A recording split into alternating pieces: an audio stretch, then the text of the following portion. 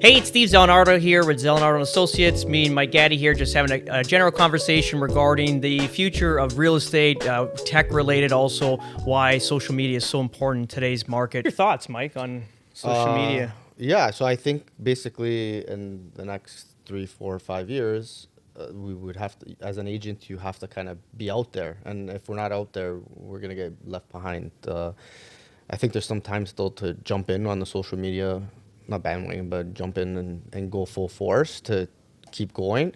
But I think the old school mentality, like, and don't get me wrong, obviously, mailers and farming is gonna continue to work too.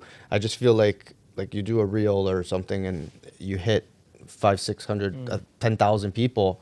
That's like you're touching all those people, right? So Yep.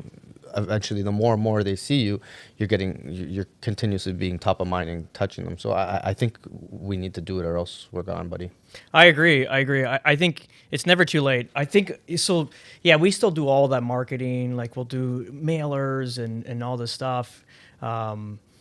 Even cold call, door knock, sometimes whatever. Yeah. We still do all that stuff. But ultimately, social media is such a it's. And I was a late adapter to it, honestly. And I said, if I'm gonna do social media, I gotta do it my way. I'm not like a very like sexy, entertaining person that's gonna be like, I'm not that guy. I'm a numbers No. guy. I'm a serious dude. I can have a lot of fun. Don't kid yourself. But I mean, ultimately, I'm a serious dude. When it comes to business, it's like, and you're the same way. This is why we get along so well. Yeah. We're very stoic. We're very number based when it comes to real estate. So when I went to social media, I started doing those Mondays with Steve. I think it's been over 3 years now.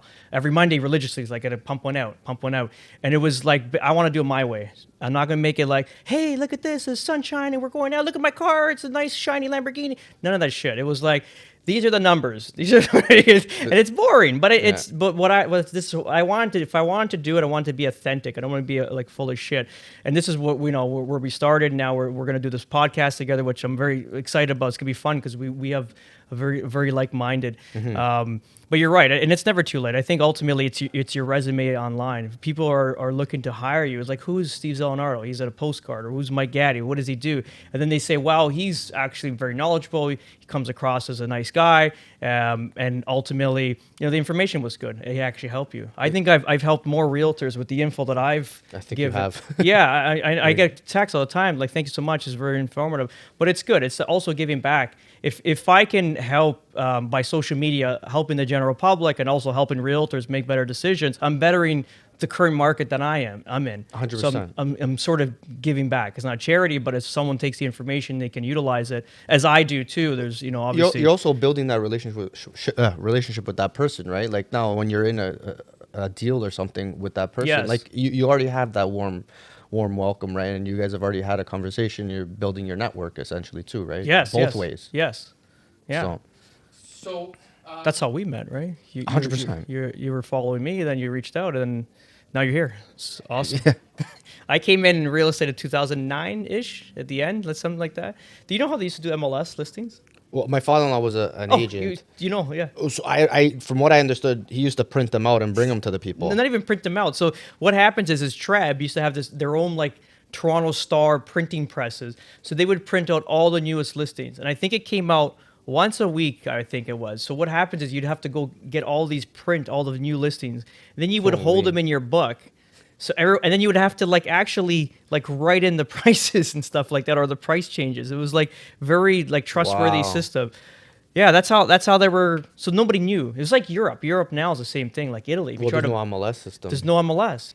I have clients that listen to podcasts all over the place, and I try to rein them in and hey, guys, this is full. I get it. It sounds good, but it's full of shit. Like you're giving me talking points. Other people's money. We're having this conversation. Other people's money.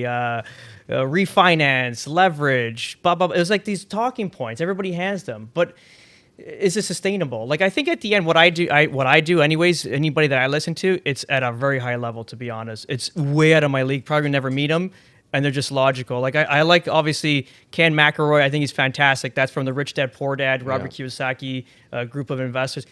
Very straight, very knowledgeable, no bullshit.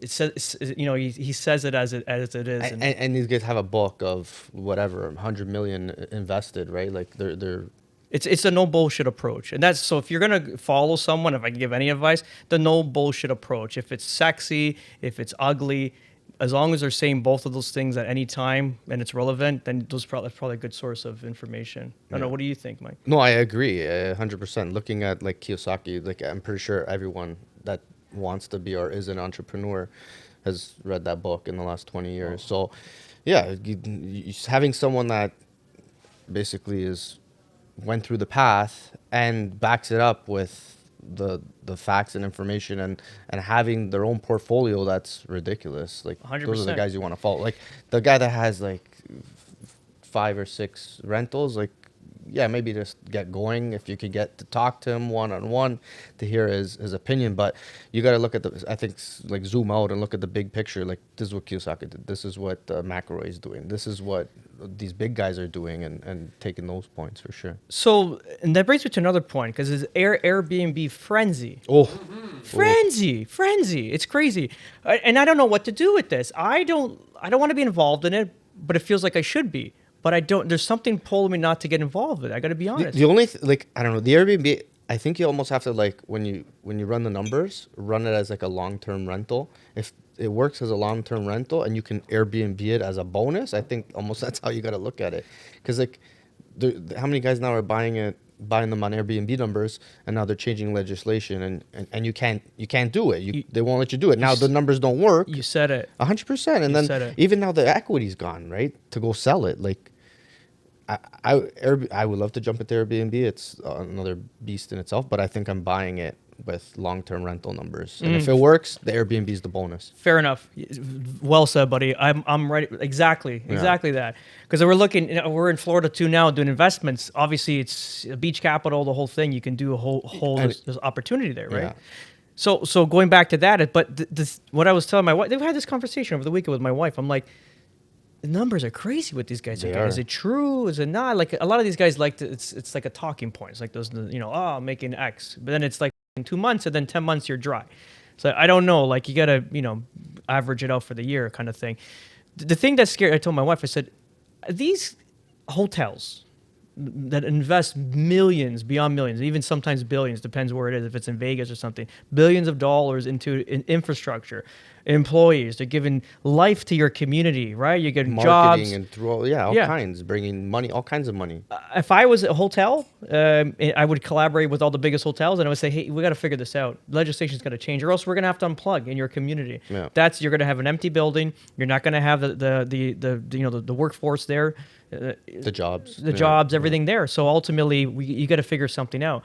This is my fear, even in Florida. Like, I get it, but ultimately, there's so much money invested in like hotels and stuff like that. I can't see them not striking back where it's not actually affect unless they're so out of touch they don't realize that these guys are making millions of dollars, renting out a little shitty 3-bedroom.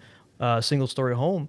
I think the thing that's nice about the Airbnb is I can take my whole family there. I don't have to feel like I'm on vacation, but I don't have to feel like I'm in a little hotel room with 2 beds. 1,000%. But before that used to be 1,000, 2,000 a week. You're with 2 families, it's good. It's good. It's like $500 to $1,000 a night, depending where. No, you could be 5,000 to 7,000, especially just north of the city. 5,000 to 7,000 at the time. Maybe it's 10K now. I don't even know. But if you were a hotel industry like the Hilton, whatever, all those big brands, and you're seeing your bottom line getting sucked dry because of this, would you not? And I'm playing devil's advocate. Do you invest or do you not invest? Would you not like collaborate with your hotel union of billionaires and put something together? The people that you've paid to get into power, like politicians are always funded by something. I'm sure there's some politicians that are funded by hotel companies, and they're like, hey, legislation's got to change. We don't want to kill it all the way, but you got to shrink that down. So similar communities. So that's what I'm trying to say. Like, and that happened up in my client bought an Airbnb. Just where was that thing? It was really north. Tobermory. Yeah. Fair enough. So he got in and he got grandfathered, but now there's no more new Airbnbs in that community. It's done. So my coach, Sean, same thing. Like they're starting to crack down on it. So you said it the best. Like base it on average numbers, like normal rent numbers, and then the Airbnb is a bonus. I think that's beautifully said, Mike. I like that. Yeah. Hey, I hope you like this episode with me and Mike just shooting the breeze regarding real estate. We'll get you in the next episode. Ciao.